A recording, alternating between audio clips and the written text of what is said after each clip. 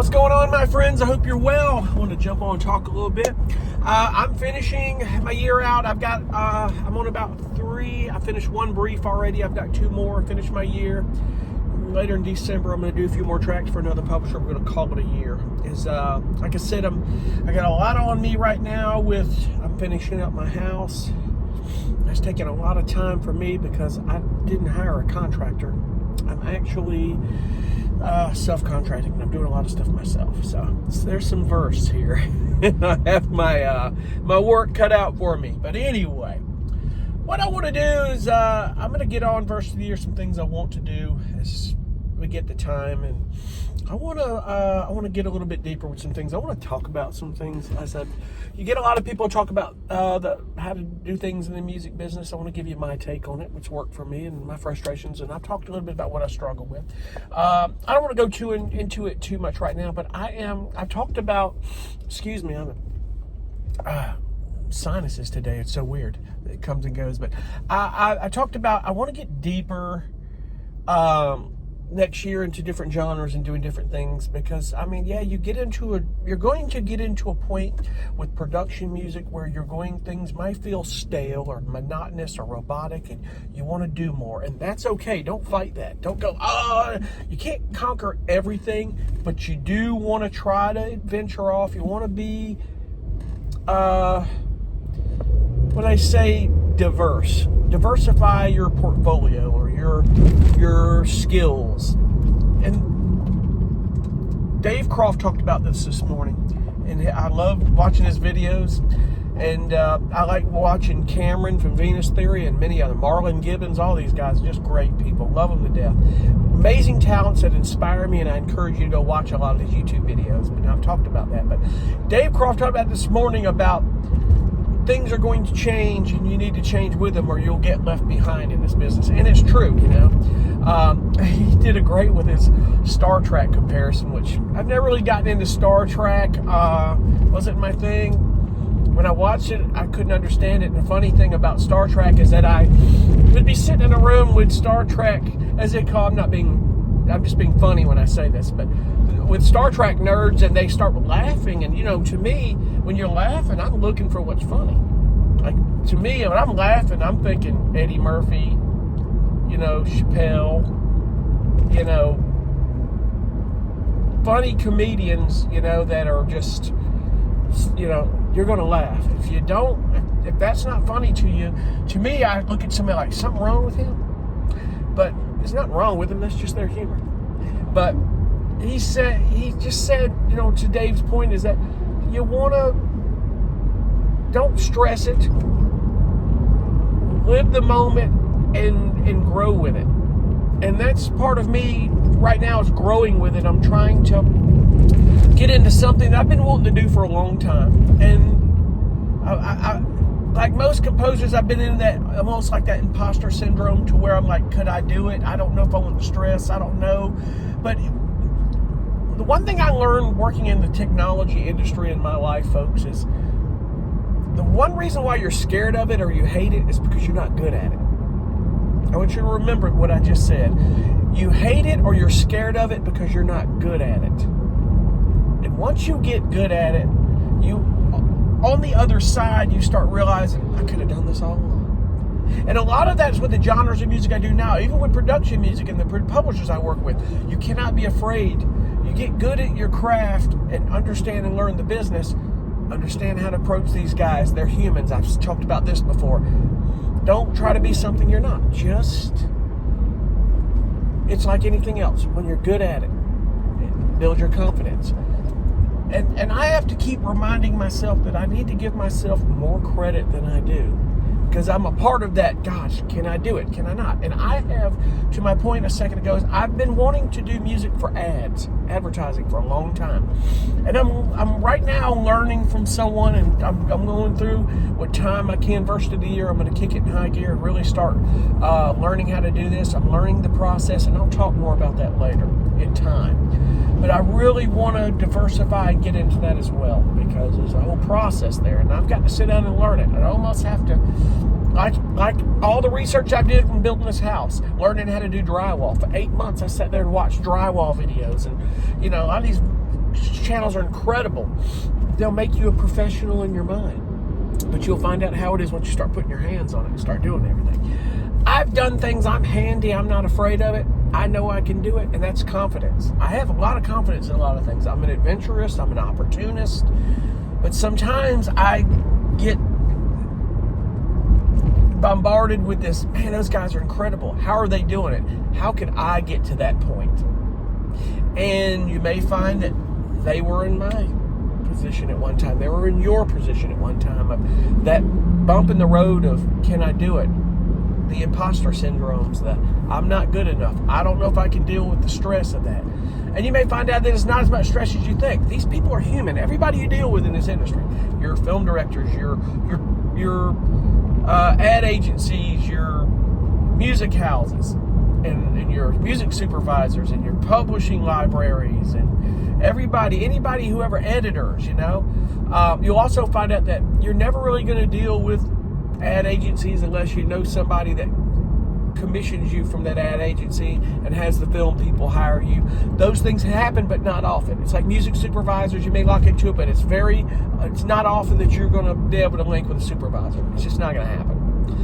Go with libraries. It's rare that you're going to deal with an editor, ever. I just happened myself to be in a situation where someone introduced me to that editor. He had pulled my music. He knew of me. He was asking around for me and several other people, not just me, composers, because he's wanting to start a library on the side. And I said the other day, I can't go into that too much, but if you've hung around in certain corners enough, you may know who I'm talking about. You may not. But he's kind of asked us not to go into a lot of detail and talking about a lot. He's got a lot to do with the launch and a lot of things, and it's not the easiest process. But rarely you're going to get with an editor that you're going to link up with. But if you do, build that relationship in the right way with them. But just know that editor has to get permission for everything they use and everything they do. The network has to clear it, and there are people there that deal with trusted sources. This is why they deal with these libraries or supervisors. They deal with the supervisors deal with trusted sources. It's a liability, and it makes their job easier, and they know they're not going to get into any trouble or humps in the road when they get these projects of a composer just go, well, I don't think I want to do it, and I'm scared, or I don't want to do this, or they contact him, and all of a sudden everything goes dark and the composer quits talking to him. Or it's not really that composer's music, or he's using loops and samples that don't belong to him. All these things are liabilities and issues, liabilities for their career, liabilities legally, and a lot of things. So take all those things in consideration when you get into doing production music and wanting to get deeper. So what I thought about wanting to do is getting into Verse of the Year, sitting down and maybe talking more about the business, which worked for me, what I've learned from, and do a video series on that when I can. I also want to do kind of an over the shoulder kind of thing, whereas I don't know if I've seen some people go, follow me as I work on this music brief, and I want to do some of that. In other words, some of these music briefs that I have, I'm going to divulge the brief. I don't know if I can divulge contact information and all that stuff. I've got to be careful on that. But the brief itself, they come in different forms. If you've been in production music a while, you've seen them there. Sometimes they give you a lot of freedom, and sometimes you have to stick within, specific guidelines and confines of that brief. In other words, they may tell you there's things they don't want, and they do, and you have to follow those things. So I want to maybe over the shoulder show you kind of, I'm working on this brief, this is what I'm doing. Here's the reference tracks. Let's see where we can go with that, and kind of show you how I handle it. Now, mind you, I look at some other people and how they do these briefs, and I'm like, gosh, I still struggle with that, folks. And I want to show you how I struggle with that, because I read a brief and I don't know what to do. In one particular genre that I'm going to be working on a brief here in December before the 8th, I've got a time frame. I got to get this done before December 8th. Is dramedy. I did dramedy on a few tracks over the years. Accidentally didn't know I was doing it. It wasn't that great, but yet it got placed. These happy accidents, like that's dramedy. Okay, that was years ago. I realized that, but I don't think that I can't do it. I just haven't done it, and I've got to sit down, and then one way to do it is to put my feet in the fire and go with it. And folks, trial by fire and doing things. It's amazing what you can do when you have to do it. You cornered yourself in a position. You've backed yourself into a corner where you know there's no turning back. I've committed to this and I need to do it. Because like anything in life, any industry, the music industry especially, even the entertainment industry, be someone of your word, folks. Do what you say you're going to do. But as I always heard and I've always learned, don't overpromise and underdeliver. Just kind of know and understand that you can do it, and when you commit to it, because there's ways of committing here, especially in the music business. When you reply back to that brief and you start asking questions, you're already semi-committing to that brief because he's expecting, you're taking interest in it, he's expecting you're doing it. So one piece of advice I'm going to give you is I've learned, and a lot of people don't talk about this, is before you reply to that brief and ask questions, know and understand if it's something you want to do. Listen to those references, read the brief. Read the brief. I can't stress this enough. Before you ask questions on that brief, just know you're going to do it because you're already partially committing. They might be looking for you to send music because you're asking questions. You're taking interest about it, interest in it. I have one publisher that requires us to please, all we ask is you please let us know if you can or can't do it, if you can. Because we're looking for a certain amount of music and we need to know who's all on board and who isn't. Actually, I gotta go this way. I'm sorry, guys. I'm sitting here driving and I shouldn't be distracted, and I'm not distracted. I'm just trying to pay attention to what I'm doing here. But anyway, they ask us to tell them if we can't, and they don't hold it against you. You just, generally, if I can't, it's a genre that's not me, like a blatant genre, or I'm on another project and they're okay with it. Don't be afraid of that, guys. So I want to get on and I want to start doing some stuff where it's kind of over the shoulder. I've done some composing live, and some of you may have seen that, and if you haven't, go look at some of my older videos. Some of that I've realized I have to be careful with because my publishers they get this copyright thing. It's not really a strike, but it's like, hey, this is music for so and so, and basically what they're doing is they're capturing it for payment, for streaming royalty, and they want to know who's using their stuff and for what for. And I think that particular publisher knew that I was just composing it. I didn't stop and think that, because it hadn't been with that library when I was composing it, obviously.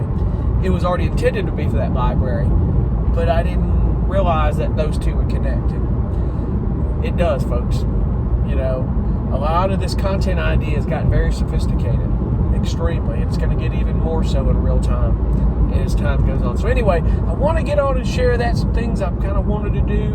And I hope you guys are well. I hope the last royalty statements that came in, you guys kicked butt on that. Mine was growing. I think, let's see, up 5 pages last quarter. I think it went a few more this quarter. I know it was a little bit higher, and I'm happy with that. But just always know these things are going to fluctuate. It's like investing money.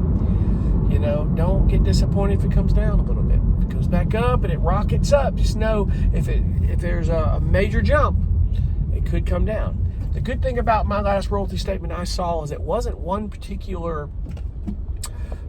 placement that made it jump. It was that natural growth that made it jump, and that's better because you want a large span of placements to grow exponentially instead of you got one good placement and then it's going to come back down next quarter. You expect it to come down because of that one placement. Be looking for that thing. That's just the pattern of these things, folks. So it is. But anyway, I'm running a little long towards 15 and I want to jump off here, and I'll see you on the next one. I thank you guys for watching. Like and subscribe if you're not subscribed, like we all ask. I know a lot of people that go over these and watch or don't subscribe, but I hope that a lot of things I bring to the table are helping you guys, and I appreciate you again for watching. We'll see you on the next one. Be cool. Bye.